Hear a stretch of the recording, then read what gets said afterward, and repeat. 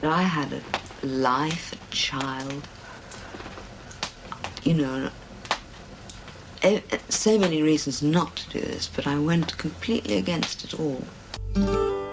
Having bad times, now I'm paying dues, got shoes and money, good friends too, always play to win, always seem to lose.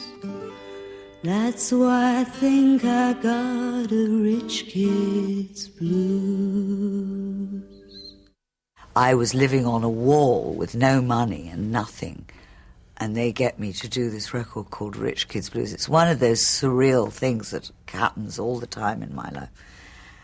I'm afraid I can never bring myself to like the result, because I was in such bad shape. She was vilified as a slut, drug addict, a whore, and cast out of England. And then the Irish took her to their bosom.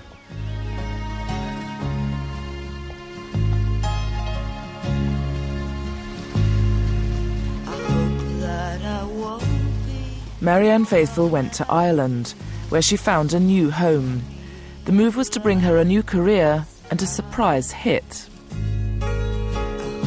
That I find what I'm reaching for, the way that it is in my mind.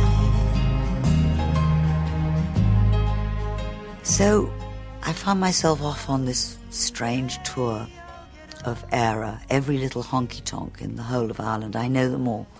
And it was that time in the 70s where all the men stood on one side of the dance floor and all the women stood on the other. And there was a big mirrored ball in the middle. And Dreaming My Dreams came out and was an absolute smash. And it's one of the reasons I live there. But I'll always miss dreaming my dreams with you. They gave me one of the loveliest things I've ever had, which was this lovely sort of moment of feeling, I have got something to give people. As I started to get back into recording, I started to think, this is going to be a great shame if I lead this life and people try to define me and put me in these categories which are nothing to do with me. How would it be if I did it myself and really put everything I have into making a record that is going to express me?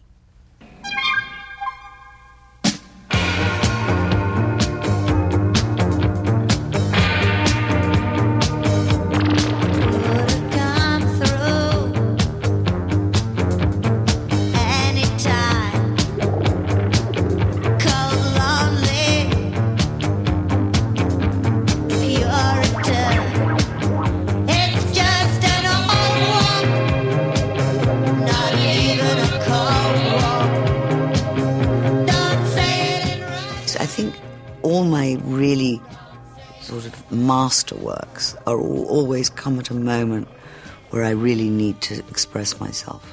And I think Broken English, it was a very important moment for me. And they don't come very often, those important moments.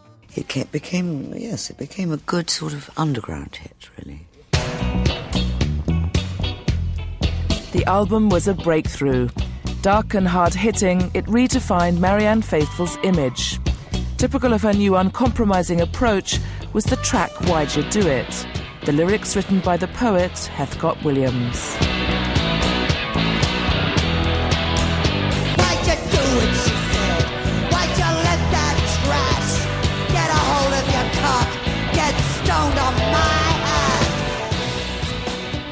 People think I wrote it myself, which is a great compliment to me, because it means I do it with complete authority, but actually I didn't. It was written by Heathcote, all the lyrics. And the band and I put it together, sort of made it into I suppose it's an early form of rap music.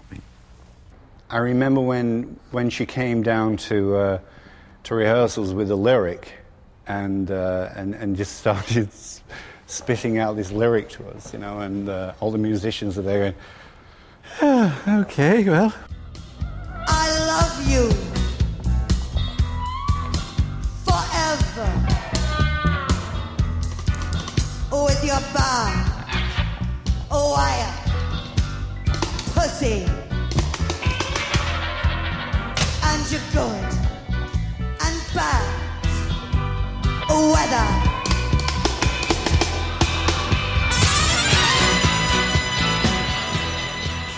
Despite success, her personal life was as disturbed as ever. Her marriage to punk musician Ben Brierley was failing, and her habit was still making headlines.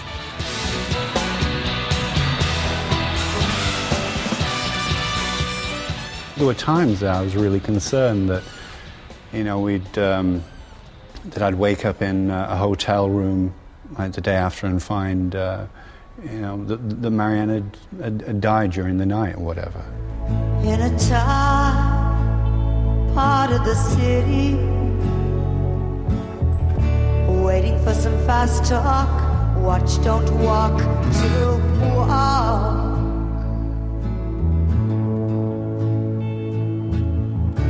Easy when you dream, standing in a circle, staring at the movies, laughing at the wrong time.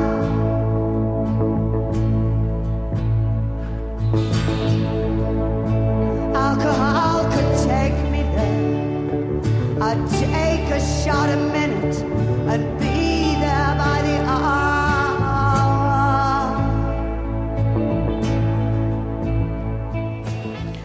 In 1985, I had my last shot of heroin.